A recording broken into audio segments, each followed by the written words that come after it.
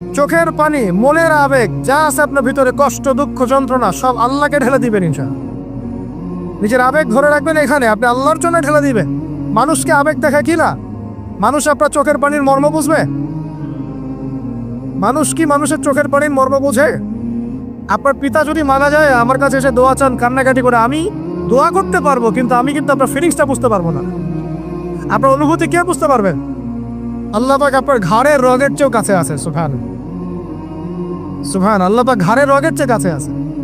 গতকালকে বাংলাদেশের একজন বরেণ্য আলেমের সাথে একটা কনফারেন্সে ছিলাম। উনি বলছিলেন যে এক ব্যক্তি, এটা শোনেন, এক ব্যক্তি খুব তার শখ যে তিনি সাহাবীদের মতো নামাজ পড়া শিখবেন। কথা বুঝতে পারছেন? সাহাবীদের মতো নামাজ শিখবেন। তো একজন বরেণ্য আলেমের কাছে এসেছেন, এসে বলছেন যে আমাকে সাহাবীদের মতো নামাজ শিখিয়ে দেন। তখন সেই আলেম আরেকজন আলেমের সন্ধান দিয়েছেন, যা তুমি তার কাছে যাও, তিনি শেখাবেন। তো সেই ব্যক্তি তো অবাক হয়েছেন, কারণ যাকে প্রশ্ন করেছিলেন তিনি অনেক বড় মুহাদ্দিস, আর যার কাছে পাঠানো হচ্ছে তিনি অত বড় মুহাদ্দিস নন, কিন্তু আবেদ, আমল করেন। তাকে গিয়ে বলছেন উনি আমাকে পাঠিয়েছেন সাহাবী বলে নামাজ শিখিয়ে দেন। তখন তিনি বলছেন ঠিক আছে, সুন্দর করে ওযু করে আসো, সুন্দর করে ওযু করে আসো। ওযু করার সময় খালি খেয়াল রাখবা যে আমি ওযু করছি শুধু আল্লাহর সন্তুষ্টির জন্য। কি খেয়াল রাখবেন? ওযু করছি শুধু আল্লাহকে রাজি খুশি করার জন্য ওযু করছে, আর কোনো উদ্দেশ্য নয় আমার।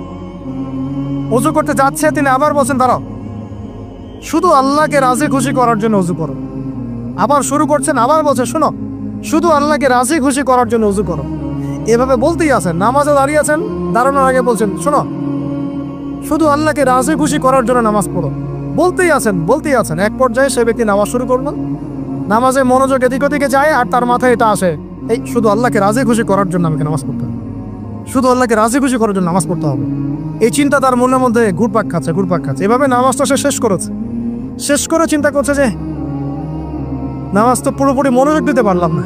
বারবার মাথার মধ্যে এরকম চিন্তা আসছে, আল্লাহ আমাকে তো মাফ করে দাও, নামাজটা আমার মনে হলো না ঠিক মতো।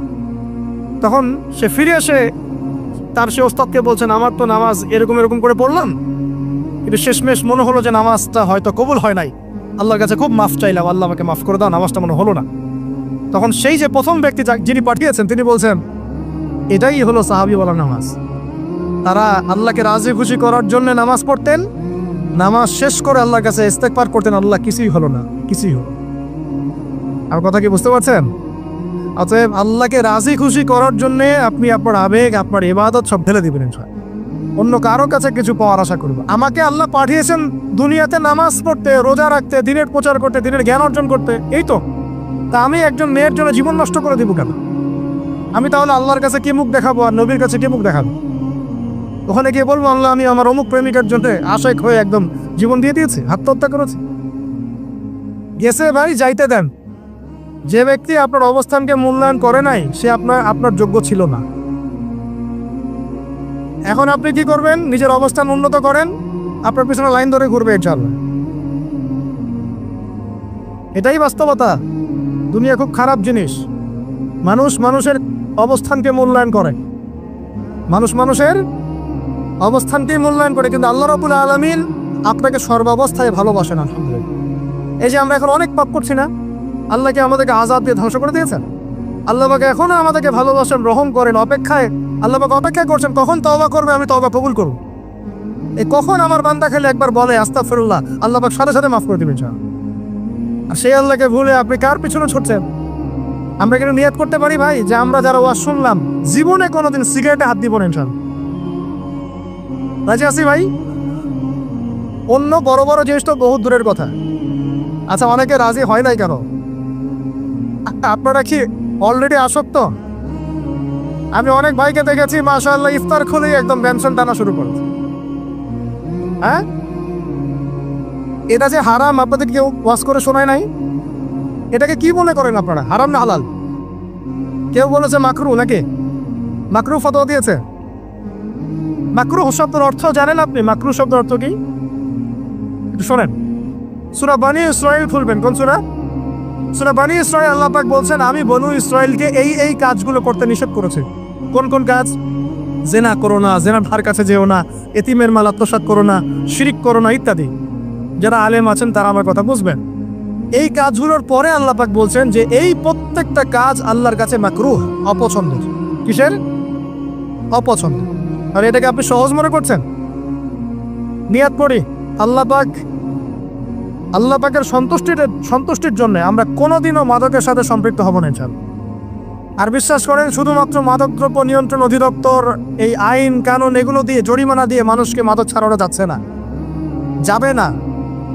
কেন যাবে না এটা আপনারা খুব ভালো করেই জানেন, আমি বলতে চাচ্ছি না। অনেক সময় মাদক বিরোধী কনসার্ট করে মানুষ, মাদক বিরোধী কনসার্টে ওঠার আগে এক বোতল ডাইল খেয়ে আসে আগে। এগুলো কি বাস্তব কথা বলছি না অবাস্তব কথা বলছি?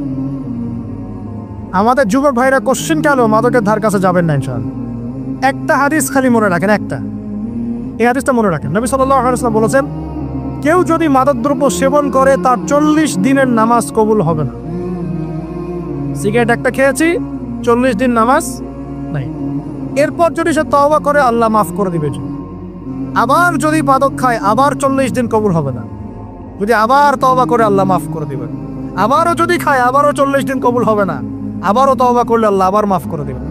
চতুর্থবার সে যদি মাদক খায়, আল্লাহ রাসূল সাল্লাল্লাহু আলাইহি ওয়াসাল্লাম বলছেন, আল্লাহ পাক কিয়ামতের মাঠে তাকে তিনাতুল খাবাল পান করাবেন। কি পান করাবেন? তিনাতুল খাবাল। সাহাবীরা বললেন, ইয়া রাসূলুল্লাহ, এটা কি তিনাতুল খাবাল? কি? নবী সাল্লাল্লাহু আলাইহি ওয়াসাল্লাম বলছেন, এটা হচ্ছে জাহান্নামীদেরকে আযাব দেওয়ার পর তাদের রক্ত মাংসের যে পুঁজ বের হবে, যে ড্রিঙ্কস, জাহান্নামের হার্ড ড্রিঙ্কস, এই ড্রিঙ্কসের নাম হলো তিনাতুল খাবাল। কোরআন তেলাওয়াত, যে ব্যক্তি কোরআন তেলাওয়াত করতে পারে নিয়মিত, তার মনের মধ্যে এই হতাশা, এই ভীরুতা, এই কাপুরুষতা কিচ্ছু আসবে না ইনশাআল্লাহ। আমি গ্যারান্টি দিচ্ছি আপনাকে, হতাশা আসবেই না আপনার মনে যদি আপনি কোরআন বুঝতে পারেন। কোরআনের একটা আয়াত নিয়ে কোনো কোনো সময় দেখা যায় 2-3 ঘন্টা সময় পার হয়ে যাচ্ছে, আয়াতটা ছেড়ে সামনে যেতে পারছেন। কোরআনের ভিতরে ঢুকলে আপনি দুনিয়ায় ভুলে যাবেন কি হচ্ছে আশপাশে। আমি এমন অনেক আলেমকে দেখেছি যে একটা বই, পাতলা একটা বই, আরবি বই নিয়ে পড়া শুরু করেছেন, যে ফজরের পরে জোহরের ওয়াক্ত হয়ে যাচ্ছে, বইটাই শেষ করতে পারেননি। বুঝতে পারলাম? যখন আপনি ইলমের ভিতরে ঢুকে যাবেন, কোরআনের ভিতরে, হাদিসের ভিতরে, আপনার দুনিয়ার খেয়ালই নাই। একজন আলেম, তিনি এক রাত্রে একটা বই লিখেছিলেন, চটি বই, এক রাত্রের মধ্যে। বলা হচ্ছে, তার সম্পর্কে বলা হচ্ছে যে রাতের খাবার তাকে দেয়া হয়েছে, যে আপনি এটা খেয়ে নেন। তো এই খাবারটা পাশেই আছে, খাবারটা খাবো, এটা লিখে খাবারটা খাবো, এরকম তার চিন্তা ছিল। ফজর হয়ে গেছে, বই লেখাও শেষ, খাবার এই অবস্থায় পড়ে আছে, ডুবে গেছেন ভিতরে, খাওয়ার মাথায় খেয়াল নাই। এরকম হয়। একজন মনীষী, বিখ্যাত মনীষী, রিয়াদুস সালেহীন কিতাবের রাইটার, সংকলক আল্লামা নববী রাহমাহুল্লাহ, এরকম সারা রাত চলে গেছে, পাশে 2টা খেজুর খাওয়ারই সময় পান। হাদিস নিয়ে গবেষণা করতে করতে করতে করতে রাত পার হয়ে গেছে। আমি বলতে চাচ্ছি, যখন ইলমের ভিতরে, কোরআন হাদিসের ভিতরে ঢুকে যাবেন, আপনার দুনিয়ার খেয়াল আপনার চলে যাবে ইনশাআল্লাহ। এই টেনশন, হতাশা, এই সেই বাদ, তখনই আল্লাহ পাক আপনাকে তার পক্ষ থেকে রহমত দিবেন, বরকত দিবেন। আল্লাহ আপনার দুনিয়ার কাজগুলো করে দিবেন ইনশাআল্লাহ। তাহলে কেউ আপনার দুনিয়ার ওই কাজটা করে দিয়েছে, কেউ ওই কাজটা করে দিয়েছে, কেউ বাসায় খাবার পাঠিয়ে দিয়েছে, আল্লাহ পাকই এগুলো করাই দিবেন ইনশাআল্লাহ। তো প্রিয় ভাইরা, মাদকে যাবো না আল্লাহর কাছে আসবো? 2 নম্বর কোরআন তেলাওয়াত, 3 নম্বর আল্লাহর জিকির। 3 নম্বর কি ভাই? আল্লাহর জিকির। চলতে ফিরতে সব সময় মুখ চলতে থাকবে, মুখ না চললেও মনে মনে মন তাজা থাকবে, মনে মনে জিকির হতে থাকবে। মনে মনে জিকির করতে পারেন? মুখ নড়বে না, কিন্তু মনে মনে আপনার একটা জিকির হতে থাকবে, সুবহানাল্লাহ, আলহামদুলিল্লাহ, লা ইলাহা ইল্লাল্লাহ, আল্লাহু আকবার। পারা যাবে? পারে। মানুষের মন কখনো চুপ করে থাকে না, কিন্তু মানুষের মন অলওয়েজ কিছু না কিছু চিন্তা করতেই থাকে, করতে থাকে না, যতক্ষণ না ঘুমায় মানুষ। তো প্রিয় ভাইরা, বেশি বেশি জিকির করবো, সুবহানাল্লাহ, আলহামদুলিল্লাহ, লা ইলাহা ইল্লাল্লাহ, আল্লাহু আকবার, লা হাওলা ওয়ালা কুওয়াতা ইল্লা বিল্লাহ, এগুলো চলতে থাকবে। আল্লাহ পাক তৌফিক দান করুন। আমরা আমাদের সমাজে যুবকদেরকে এরকম টিকটকে দেখছি, অনলাইনে আসক্ত দেখছি, জেনায় আসক্ত দেখছি, পর্নোগ্রাফিতে আসক্ত দেখছি, আমরা দেখছি আমাদের যুব সমাজকে মাদকে আসক্ত, কিশোর গ্যাংয়ে আসক্ত। এগুলো কি আমাদের কাম্য ছিল ভাই? আমাদের কাম্য ছিল? এই অবস্থায় কি যুব সমাজ আল্লাহ পাকের দিনের পতাকা হাতে নিয়ে আল্লাহর জমিনে দিন কায়েম করতে পারবে কিনা? একটু আমাকে উত্তর দেন দেখি। এখন এই অবস্থায় পারবে? অতএব অবস্থার উন্নতি করতে হবে কিনা? উন্নতির জন্য রাজি আছি কিনা ইনশাআল্লাহ? আমরা চাই কি আল্লাহ পাকের দিনটা আল্লাহর জমিনে প্রতিষ্ঠা লাভ করুক, আল্লাহর দিন সবার ঘরে ঘরে পৌঁছে যাক, আল্লাহ পাকের দিনের যে সৌন্দর্য সবাই সেটাই এই সৌরভটা সবাই পাক, আমরা চাই কিনা? সমাজে শান্তি প্রতিষ্ঠা হোক, আবার সেই রাসূলের মতো যুগ চলে আসুক, আমরা চাই কিনা? অতএব আমাদের সবাইকে যৌবনের এই প্রলোভনগুলো থেকে বেরিয়ে এসে আল্লাহ পাকের ইবাদতে আত্মনিয়োগ করতে হবে। আল্লাহ পাক আমাদের সবাইকে তৌফিক দান করুন, বলি আমিন। আমাদের সবাইকে আল্লাহ রাব্বুল আলামিন কোরআন এবং হাদিসের গভীর জ্ঞান অর্জন করার তৌফিক দান করুন, বেশি থেকে বেশি ইবাদত করার তৌফিক দান করুন। আল্লাহ পাক সবাইকে হারাম সমস্ত রিজিক থেকে বাঁচিয়ে রাখুন, জেনা, ব্যভিচার এবং নারীর ফিতনা, মাদক থেকে আল্লাহ বাঁচিয়ে রাখেন। আল্লাহ পাক আমাদের সবাইকে হালাল রিজিক, হালাল সম্পর্ক যথেষ্ট করে দিন। আল্লাহ পাক আমাদের সবাইকে যেন দিনের দাওয়াতের মেহনত করার তৌফিক দান করেন এবং আলেম ওলামার সাথে পরামর্শ করে দিন শেখার এবং বোঝার তৌফিক দান করেন। যুবতী দিনী বোনদের জন্য, এখানে বোনরা আছেন না? আছেন কি না? দিনী বোনরা আছেন? একটা নসিহত দিনী বোনদের জন্য আমি একটা নসিহত করতে চাচ্ছি, একটা নসিহত। আমার এই একটা নসিহত একটু মন দিয়ে শুনুন প্রিয় দিনী বোন। রাসূলুল্লাহ সাল্লাল্লাহু আলাইহি ওয়াসাল্লাম আমাদের দিনী বোনদের জন্য জান্নাতে যাওয়ার একটা ফর্মুলা বলে দিয়েছেন। আমি কি বলবো সেটা? আচ্ছা, রাসূলুল্লাহ সাল্লাল্লাহু আলাইহি ওয়াসাল্লাম বলেছেন আমাদের দিনী বোনেরা, আমাদের মায়েরা, এই নারী জাতি মাত্র 4টা কাজ করলে জান্নাতের যে কোনো দরজার ইচ্ছা প্রবেশ করতে পারবেন। স্যার খুশি হন নাই? কয়টা কাজ?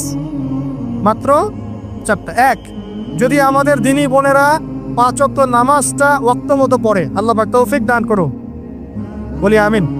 2 নাম্বার, যদি তারা রমাদান মাসের রোজাটাকে ঠিক মতো আদায় করতে পারে।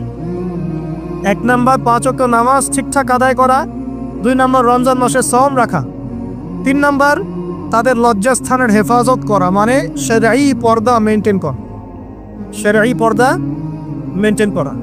এবং আমি বলে দেই, চেহারাটা আপনাদের পর্দার অন্তর্ভুক্ত। এটা নিয়ে অনেক বাকবিতণ্ডা হয় না সমাজে, চেহারা দেখানো যাবে কি যাবে না ইত্যাদি। চেহারা আপনার পর্দার অন্তর্ভুক্ত বিষয়, ফুল স্টপ। এর উপরে ফতোয়া অনেকভাবে দিচ্ছে, কিন্তু বরেণ্য উলামায়ে কেরামের কিতাবগুলো ঘাটাঘাটি করেন, তাদের ফতোয়া হচ্ছে চেহারা আপনার পর্দার অন্তর্ভুক্ত বিষয়, চেহারা ঢেকে রাখবেন, আল্লাহ পাক তৌফিক দান করুন। চোখ থাকবে খোলা, ঠিক আছে।